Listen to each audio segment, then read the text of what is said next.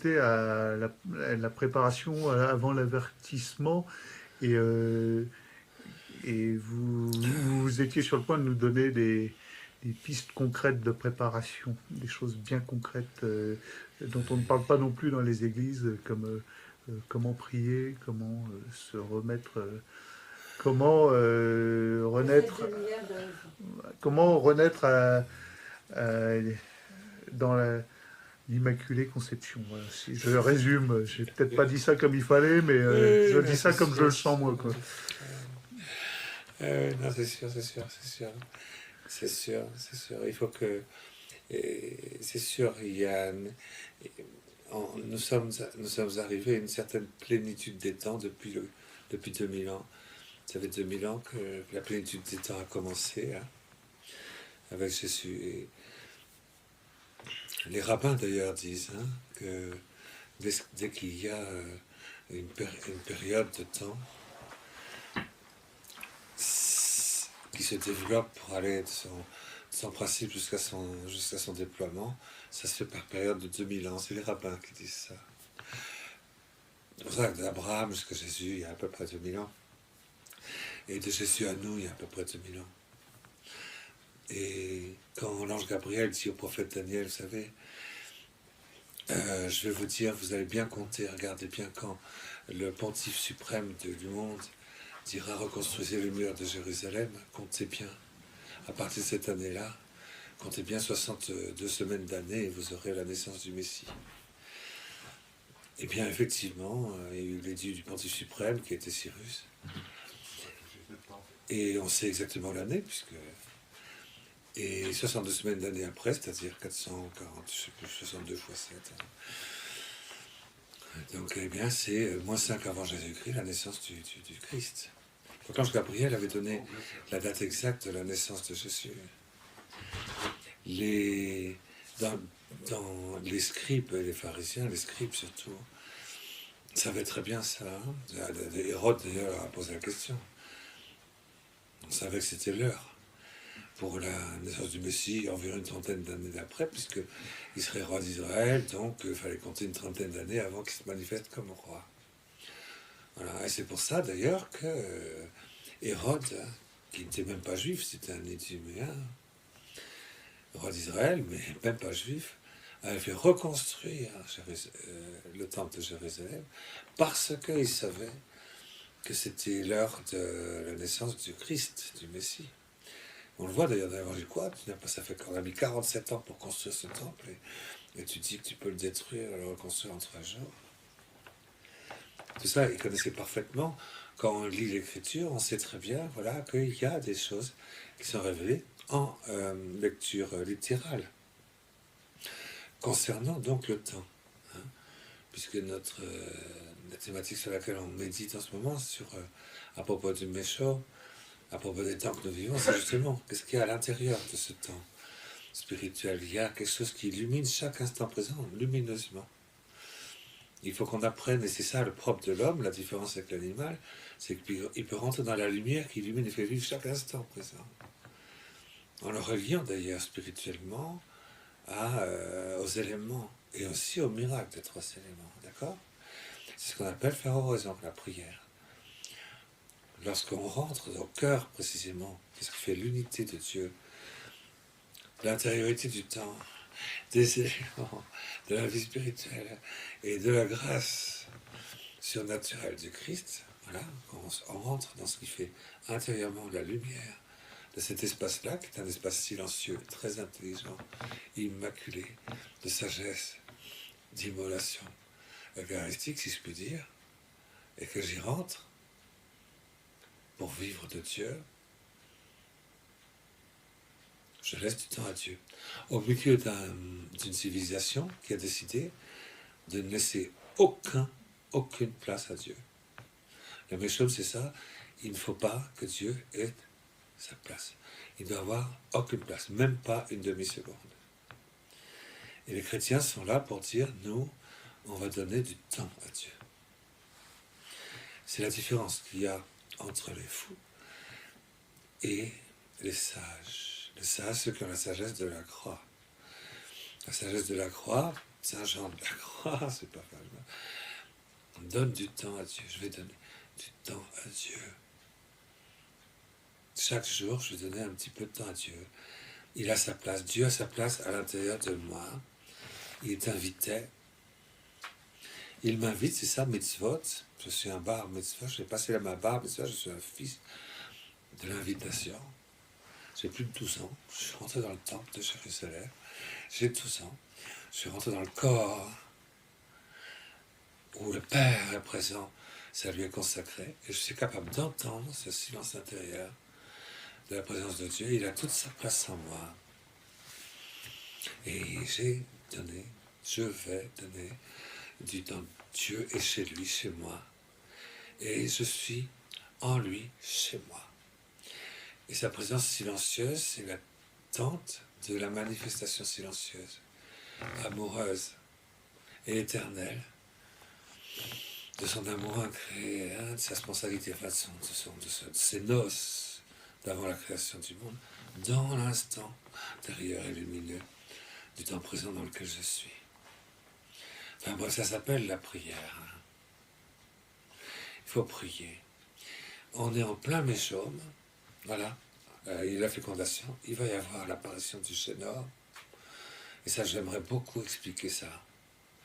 Il va y avoir l'apparition du Chénor. Ça a été expliqué par Sainte Thérèse d'Avila, l'apparition du Chénor. Il va y avoir l'apparition du Chénor. J'espère que ce sera en 2017. Je ne dis pas que ce sera en 2017. Je souhaite, j'aimerais beaucoup que le nombre soit atteint pour que ça puisse se faire en 2017. C'est à nous d'en décider. C'est à nous d'en décider. C'est aux catholiques d'en décider. Personne d'autre ne peut le faire. Sur la terre, personne. Personne d'autre. Voilà. Et à la suite, justement, de la sainteté royale, prophétique, et sacerdotale, la médiation. On est le trait d'union entre Dieu et le monde entier. Et on est suspendu silencieusement à ça. On laisse quelques instants, c'est pas compliqué. Je vais laisser quelques instants m'envahir de cela. Si ça peut durer 1 minute, c'est bien quand même. Ouais, c'est beaucoup. C'est pas tellement, mais Sainte Thérèse d'Avila dit, si je mets toute ma ferveur à faire qu'il n'y ait rien d'autre que ça, j'y arrive assez facilement au bout d'une semaine à faire que ça dure 1 minute sans s'arrêter. Saint Thomas d'Aquin, il dit si ça dure plus que 10 minutes sans s'arrêter. C'est ça, il dit 10 minutes, lui. Si ça dure plus que 10 minutes sans s'arrêter, vous avez la certitude qu'il y a une mission invisible d'une personne de la très sainte Trinité dans votre âme et qu'elle est venue resplendir au-delà du monde de la résurrection pour glorifier Dieu. Si ça dure plus que 10 minutes, Sainte Thérèse d'Avila enchaîne en disant si ça dure 20 minutes, et que vous êtes suspendu. Il n'y a que ça, ce silence merveilleux, de l'odeur du Saint-Esprit qui transforme tout. C'est que vous êtes arrivé à la 5e demeure, c'est-à-dire à l'état spirituel chrétien normal. Vous dites ça à un relativement vieux catholique de naissance, quoi, qui Moi, je vous dis ce que dit Sainte l'Église. doit être à peine à la demi-première, quoi, en fait. Non, parce que cet état, il peut durer 1 seconde. Il peut être fulgurant.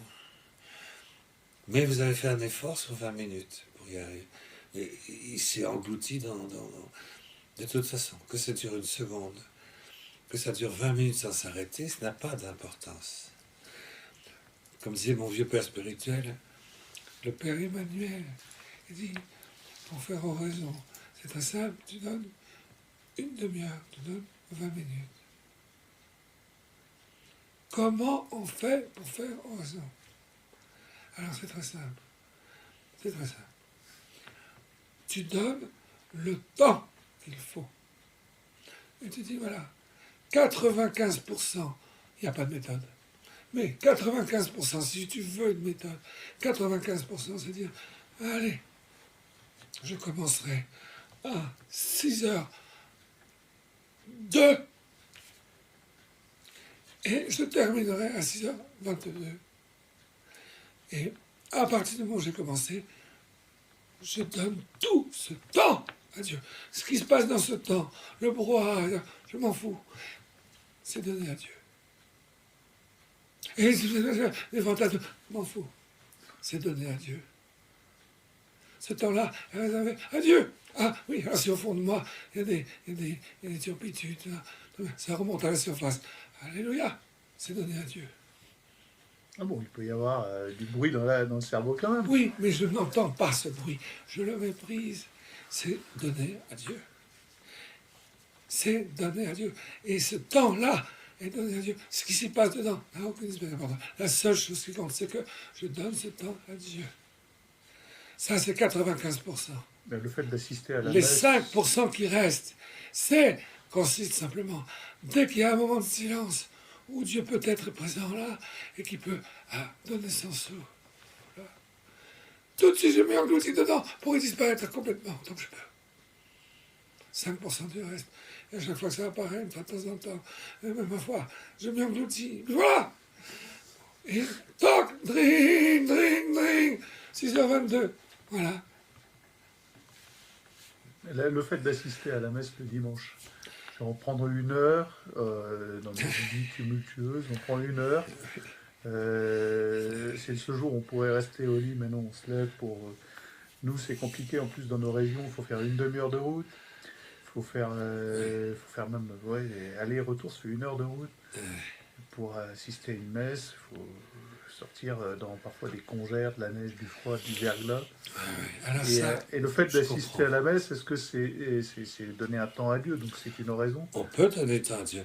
Il y a 2 manières d'assister, 3 manières, 5, 6, 7 manières différentes d'assister à la messe, en étant extrêmement attentif à la liturgie. Alors, le plus important pour moi dans la messe, c'est la liturgie. Ah, alors si c'est simple, simple. Ah, alors si c'est... Et s'il y a un truc... Oh, alors je suis bouleversé si la liturgie n'est pas exactement celle qui correspond à ma liturgie, que j'aime bien, tout ça. Bon, il y a une autre manière. Je peux assister à une Eucharistie, à une messe, au sacrifice de la messe. En m'engloutir complètement dans le cœur sacerdotal de celui qui célèbre la messe, et en entendant le Verbe de Dieu prononcer les mots qu'il prononce, et les prononcer avec lui unanimement. Alors à ce moment-là, je célèbre la messe, j'assiste à la messe de manière contemplative. Je peux assister à la messe en étant en oraison, c'est encore autre chose. Pendant ce temps, il n'y a que Dieu qui compte pour moi pendant ce temps. Le Verbe de Dieu descend sur l'autel, il s'immole pour la rédemption du monde entier. Et je laisse ce silence extraordinaire de l'immolation envahir tout mon monde intérieur pendant ce temps-là, c'est tout. Je peux assister à la messe, une distraction, en étant en méditation. Je vais essayer de réfléchir à ce qu'il a dit dans le sermon. J'espère qu'il va faire un bon sermon. J'espère qu'il y a je peux aussi célébrer la messe avec beaucoup d'affection pour ceux qui sont là. Oh, celui-là, je vais prier pour celle-là. Là, elle a l'air un peu dingue. Je vais prier pour celle-là, un décolleté. Elle va prier pour qu'elle reboutonne son bouton un peu plus haut. Bon, bref. Enfin, on peut avoir des distractions. Enfin, il y a 800 manières d'assister à la messe. Mais on peut très bien, effectivement, assister à la messe en disant c'est un temps donné à Dieu et je vais vivre la messe en oraison. C'est pas la même chose à chaque fois. C'est pas la même chose.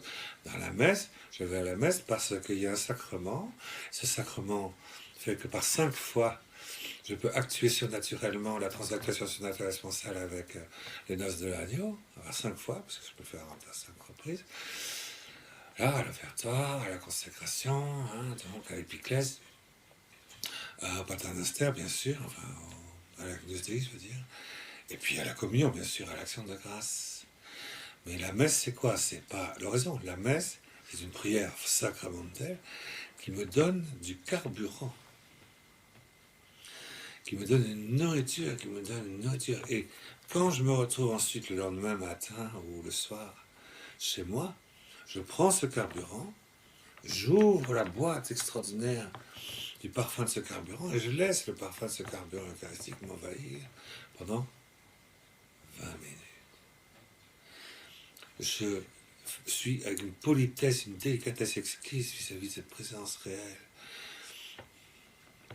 de l'union hypostatique désirée, c'est sûr, qui s'épanouit dans la glorification du Père incré pour l'émanation du souffle du Saint-Esprit. Et voilà, pendant 20 minutes, je ne regarde que ça. J'assiste à ce spectacle silencieux et pourtant tonitruant à l'oreille angélique. Et là, je fais oraison. Vous voyez, la messe, c'est une prière, bien sûr. On peut, voilà, d'un côté comme de l'autre. Donc, tout ça, ce sont des choses que tous les chrétiens savent, tous les catholiques pratiquent ça quotidiennement, donc je vous apprends rien. Mais non, pourquoi c'est sûr? Non, mais c'est évident, tout le monde sait ça. Je veux dire, c'est pas très compliqué. Mais on est dans un temps donc, terrible parce que le méchant, comme une chape de goudron d'une épaisseur impossible à transpercer, a enveloppé la Terre tout entière. Hein? Et cette opacité invincible du méchant recouvre chaque particule de nos neurones dans l'intellect possible. Mais aussi la volontas, c'est-à-dire cette capacité d'extase de venir habiter dans le cœur de quelqu'un d'autre pour me nourrir de l'amour qui n'est pas le mien et qui est dans le sien. C'est méchomisé aussi, ça. Hein? Et ce qui est méchomisé, ce qui risque d'être méchomisé, ce qui va être méchomisé, ce qui est le plus tragique de tout, c'est que c'est notre mémoire originelle de notre conception qui est méchomisée. Recouvert de ce goudron, il y a quelque chose qui fait qu'on ne peut plus rentrer, s'enfoncer, s'engloutir dans notre liberté originelle première, lumineuse. Là où on est en contact avec tous les autres. Dieu est en train de me créer, il crée en même temps que moi tout ce qu'il a créé, tout ce qu'il est en train de créer, tout ce qu'il va créer. Et ça, c'est de la lumière dans le monde de la matière vivante, qui est ma liberté de conscience parfaite. Et moi, je vis ça spirituellement, matériellement, physiquement, consciemment, et je ne le fais pas métapsychiquement. Je ne fais pas ça à la Sri Aurobindo, dans le mental des cellules. Je ne fais pas ça à la métapsychique des énergies cosmiques. Je ne fais pas ça à la Satprem. Je ne fais pas ça à la No Hatch. Je ne fais pas ça à la régression. Je ne fais pas ça, non, du tout, à Elisabeth Kubler-Ross ou à Monroe. Je ne fais pas ça avec toutes ces espèces de pratiques pour retrouver cette histoire du mental des cellules originelles. Parce que je suis incapable de le faire dans l'horizon, incapable de le faire spirituellement, incapable de le faire humainement, incapable de le faire dans la signification sponsale de mon corps, incapable de le faire dans la signification sponsale et spirituelle de mon corps primordial, incapable de le faire dans l'inscription de mon livre de vie, incapable de le faire avec Dieu. Et cette incapacité, alors du coup il ne me reste plus qu'une seule chose, c'est de le faire par régression métapsychique. Avec Sri Aurobindo, Ivan Mokhtar devant. Une espèce de Ivan Mokhtar effroyable parce que du coup, c'est une régression et je rentre et je fais gonfler métapsychiquement ma première conscience de moi-même dans l'origine où j'ai dit oui hein, à l'existence spirituellement. Regardez comment l'Immaculée Conception a dit oui.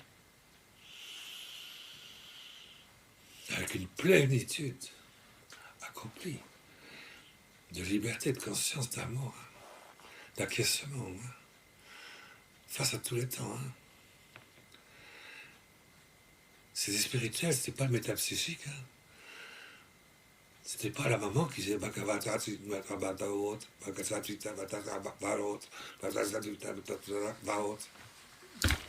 veut dire oh ouais, c'est son mantra. Ah, du coup, elle rentre dans le mental des cellules. C'est à pleurer de tristesse de voir ça. Alors évidemment, si le métapsychique de régression rentre dans ma conscience originelle, qui dans ces 7 aspects sont complètement méchomisés, goudronnés, alors du coup ça prend une ampleur, et waouh, ça fait péter, si je peux dire, notre corps originel. Ça ouvre un chakra métaphysique dans notre corps originel. Un chakra, vous voyez ce que c'est quand le chakra s'ouvre comme ça? Eh bien, ouvrir, déchirer le chakra du corps originel pour qu'il ne soit plus dans l'unité, mais dans la dislocation métapsychique et cosmique, hein, dans la dispersion cosmique, là où se trouvent toutes les puissances intermédiaires qui circulent sur le toboggan des fréquences métapsychiques. Hein, et pour que je sois entièrement dans mon corps originel donné aux puissances intermédiaires déchues. C'est ça. C'est ça. C'est ça qui guettent ceux qui ne se sont pas préparés. Et comment pourront-ils faire pour ne pas se laisser surprendre? Ils se laisseront tous surprendre si le roi n'est pas là. Je veux dire, si l'Église catholique n'est pas là, si ceux qui font raison ne se sont pas mis devant, pour qu'ils échappent à cette séduction suprême, ultime de Lucifer, du moment d'Alcepo et du prince Méchamique, de l'ouverture des temps. Hein. Et ça, c'est très important de comprendre ça. C'est très à comprendre, très très important, très important. Le monde psychologique, psychique de l'âme, ne trouve aucune lumière dans la régression métapsychique, dans les spiritualités orientales. Les spiritualités orientales sont toutes des régressions métapsychiques. Elles fonctionnent toutes sur les fréquences, sur les énergies. Il n'y a rien de tachyonique spirituellement parlant dans les spiritualités orientales. Bon, là je suis en train de dériver, mais c'est pour dire, même si personne ne comprend rien à ce que je viens de dire, l'enjeu est terrible. Ça, c'est un enjeu métapsychique. Mais l'enjeu le plus terrible de tous, c'est l'enjeu spirituel et métaphysique. Le but de Lucifer, c'est de déchirer le rideau du temple, du Saint des Saints, de notre corps originel, qui est dans une unité physique, biologique, lumineuse, vivante, libre, sainte, innocente, si je puis dire, c'est vrai, innocente, triomphante, royale, dès le départ. Dieu ne s'est pas moqué de nous, hein, quand il nous a créés. Et il était du milieu de nous, et il l'est encore. Et c'est ça la signification du corps originel, dont nous avons encore la mémoire, c'est-à-dire la présence. Parce que la mémoire, on se dit, ah ouais, je me souviens. Non, on se souvient de rien du tout. On n'a pas de cerveau à cette époque-là, donc on se souvient de rien du tout. Si on a la mémoire, parce que c'est en hébreu qu'on dit le tzikaron, en hébreu, c'est-à-dire, on en a la présence. C'est encore présent, lumineusement, et de manière palpitante à l'intérieur de nous. Et comme dit saint Augustin, on peut très bien le retrouver quand on veut. Si on veut être spirituel et humain. Et une fois qu'on a retrouvé ce nid-là, on y fait descendre la liqueur délicieuse de la grâce sanctifiante. Dans ces 15 minutes, 10 minutes, 20 minutes d'oraison, ce temps qu'on donne à Dieu, parce que là, on est dans ces 30 ans-là, pardon, que je raconte, 3 fois 7, 21, dans ces 21 années. On est dans ces 21 années. Je vous ai déjà dit tout à l'heure que ça se compte par 3 ans et demi. Hein. Et évidemment, que tout a commencé en 98, je suppose que vous avez bien compris ça. Voilà. Et bon, très bien. Maintenant, je ne suis pas du tout prophète, hein, je ne suis pas du tout prophète. Mais j'aime la Bible, je la lis. Donc je vous restitue ce que vous n'avez pas demandé dans la Bible. Donc je vous restitue ce que j'ai lu. Je vous le dis, voilà ce que j'ai lu dans la Bible. Vous pouvez le lire si vous voulez, mais vous n'avez pas le temps. Parce qu'il y a la planche à voile, il y a la télé, il y a Internet, il y a les forums, il y a le chat. Il faut que je cherche mon fiancé ou une nana, etc. par Internet. Enfin, il y a Incipiens. Quelle vie insipide, ça! Ah! C'est le livre des Proverbes, je crois, qui dit Incipient dixit in corde suon, non est Deus. Celui qui dit dans ma vie, je ne laisse pas de place à Dieu, celui-là est insipide. C'est comme une espèce de flasque de vomi, de trucs, de barres, de crapauds, de pipi, de chat, de merde liquide, là, si tu mélanges tout ça avec du sperme et de la glaire, ça donne ça. Comme disait mon professeur de mathématiques, voilà à quoi vous ressemblez, quand vous faites de l'image. Et c'est ça l'état dans lequel on est spirituellement. C'est terrible de pas voir dans quel état nous sommes. Nous sommes dans un état effroyable. Et il y a du coup possibilité, à travers cette manque de détermination humaine et spirituelle, de venir briser et déchirer, briser carrément, et ouvrir le chakra originel du corps. Pas différents chakras, le chakra principal, le chakra primordial, Et c'est à ça que sert le Shikoshi Meshomen. Quand je rentre dans le sanctuaire du Saint-Dessin au Diapae, je rentre dans un endroit où je suis en relation de lumière dans l'instant présent de chaque création. Et je peux atteindre tous les êtres créés. Pas seulement un, c'est pas parce que je suis un clone. Oh, le pauvre clone, hein. Qu'est-ce qui va s'ouvrir? Mais imbécile, si tu fais un clone, il y a la dévastation.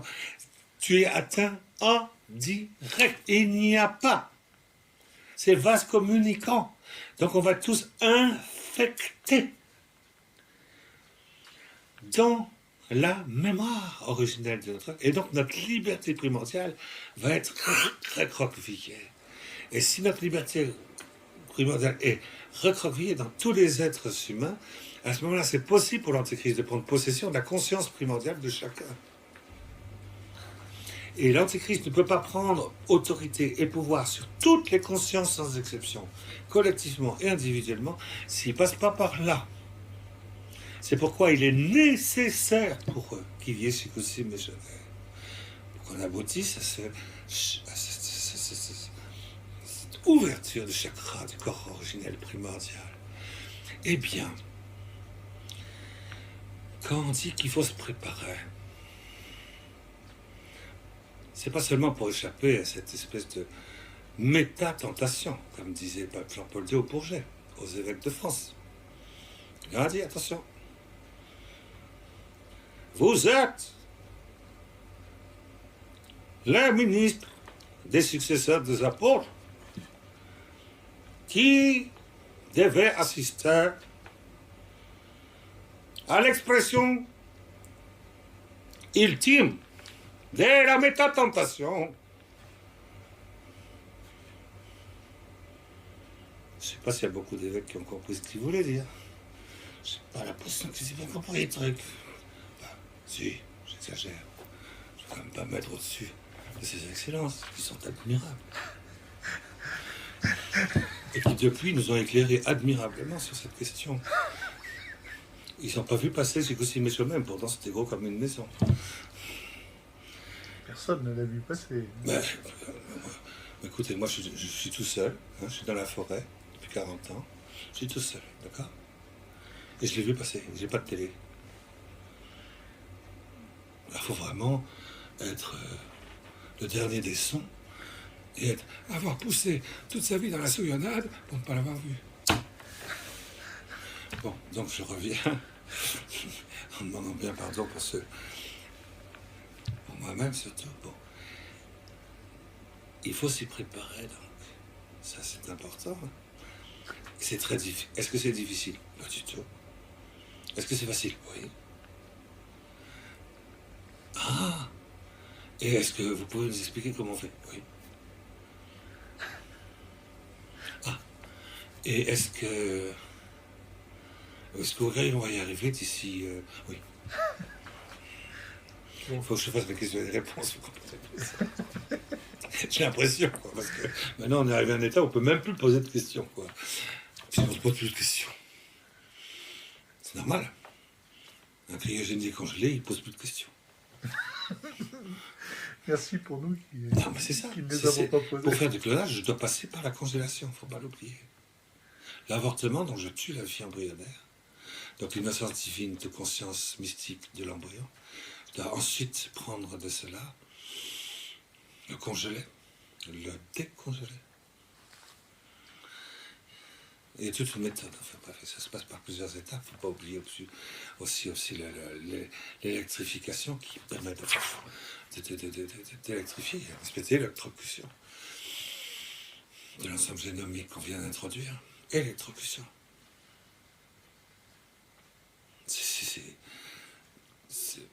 J'ai pas le temps de parler de ça. J'ai pas le temps de parler de ça parce qu'on va dire, là vraiment c'est du délire. Si d'ailleurs les gens qui m'écoutent ne se disent pas depuis le début, c'est que vraiment ils sont bien accrochés. Ils sont bien accrochés. Du moins, bon. Enfin, s'ils sont accrochés à l'intellectuellement correct, ils ont forcément dit c'est du délire. Comment est-ce qu'on fait pour s'y préparer? Je reviens sans arrêt comme une vague. Comme une vague. Comme une vague. comme une vague, comme le battement du cœur du Christ à tous les chrétiens quand ils reçoivent le Christ, comme une vague qui revient, faites oraison, faites oraison, faites oraison. Écoutez quand je vous dis faites oraison, écoutez, Saint-Esprit répète silencieusement.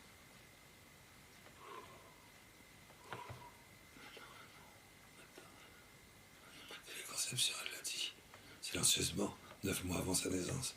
Elle le dit dans notre corps originel actuel. Faites comme moi. Elle le dit. J'entends ça. Je vais entendre le cœur eucharistique de Jésus, tel qu'il parle avant la fin, dans l'accomplissement des temps, pour rejoindre le baiser du véritable amour dans les noces de l'agneau. Écoutez ça.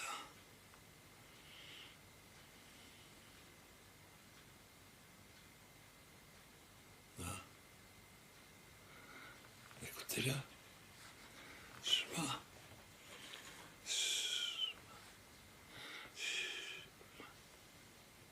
Les premières lettres qu'un enfant juif doit apprendre tout de suite après sa naissance. C'est le verso. C'est dans la règle des 613 préceptes de la Torah. Ton enfant, quelle est la première lettre qu'il doit prononcer? C'est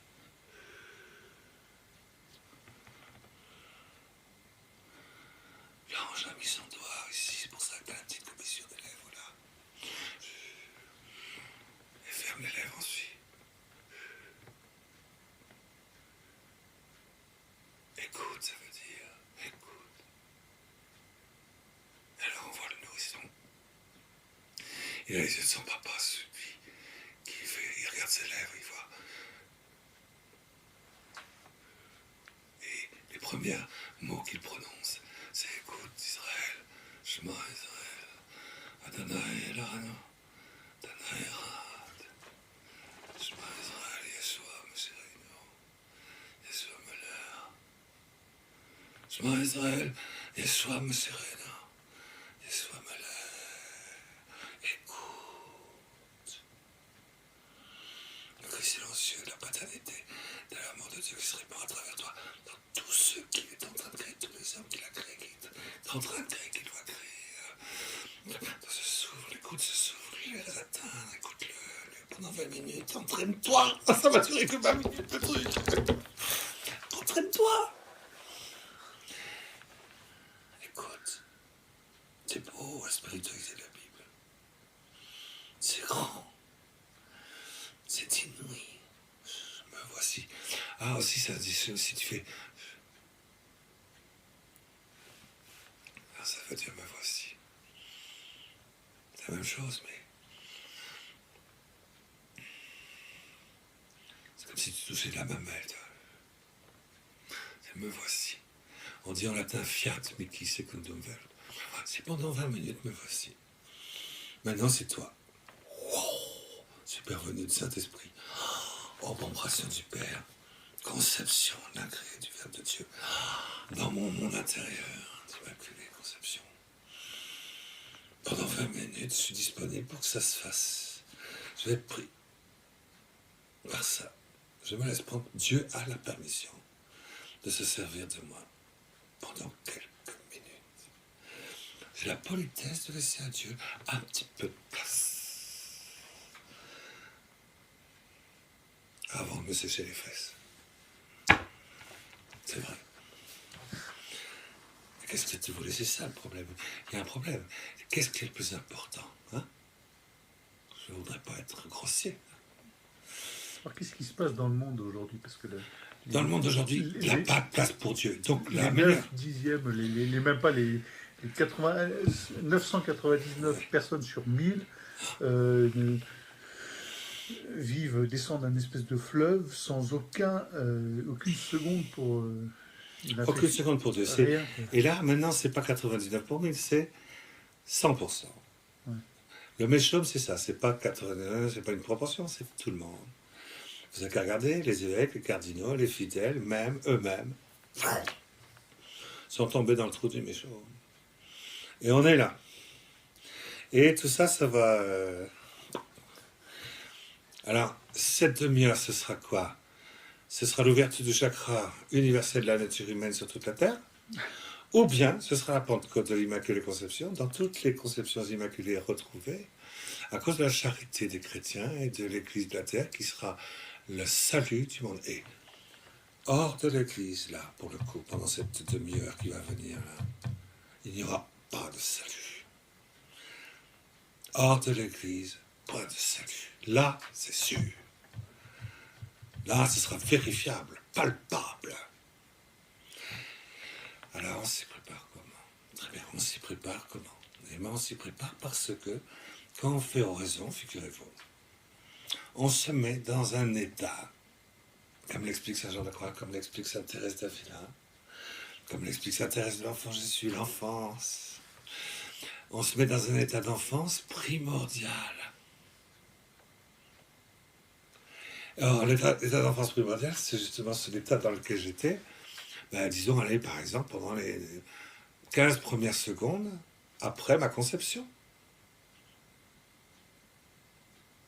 C'était comment mon âme? Mon âme, elle était quoi? C'était un amas de cellules et puis, voilà, une sciure de mouche. C'est ça l'image de ressemblance de Dieu, ça? Quand quelqu'un pense ça, c'est qu'il est vraiment taré, quoi. Mais c'est ça, c'est ça.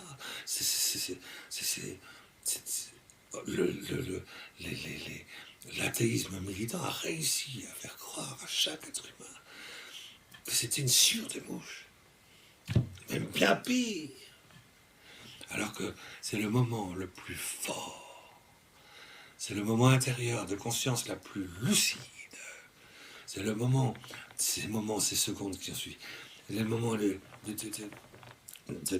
capacité d'habiter tous les amours qui ne sont pas à nous. Les plus puissantes, les plus libres aussi.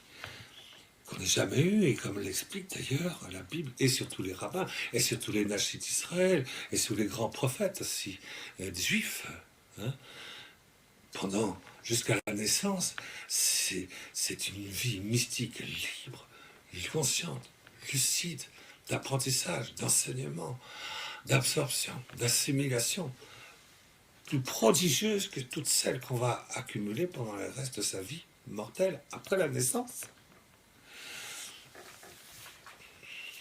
Et de faire croire aux gens que c'est une sciure de mouche qui n'est pas capable de prendre beaucoup plus que un bombardement de quarks. Avec en plus, on en prend plein la tronche à cause des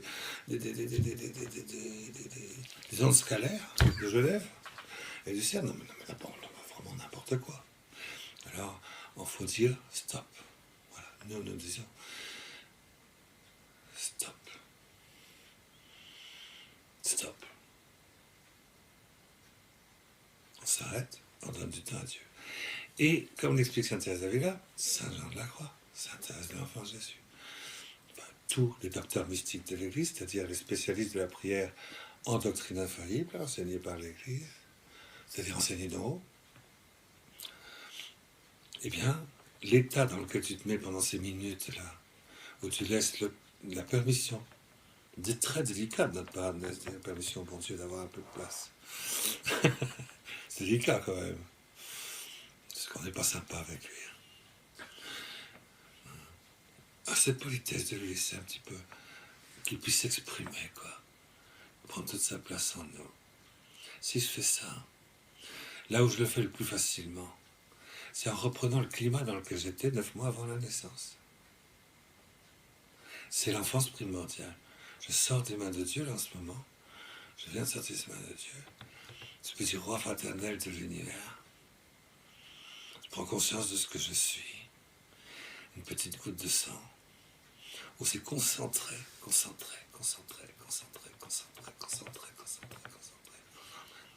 Tout l'amour, le mouvement éternel d'amour de Dieu dans une toute petite élément vivant de lumière lumineuse dans la matière biologique que je suis. Et je sais ce que je suis. Et j'aime ce que je suis. Et j'admire ce que je suis. Je suis extasié ce que je suis. J'accepte ce que je suis. Je dis oui, éternellement et temporellement et librement ce que je suis. Et je dis, me voici. Et je t'écoute dans ce que je suis, dans ce que tu es. Dans le je suis, j'ai mis mon je suis. Dans le je suis de Dieu, comme le dit le pape à Denver, aux Américains en présence de Bush, papa. Cherche le pape, l'église. Et vous, cherchez. Nous déclarons la guerre à cette culture des morts en mettant notre je suis dans les je suis de Dieu.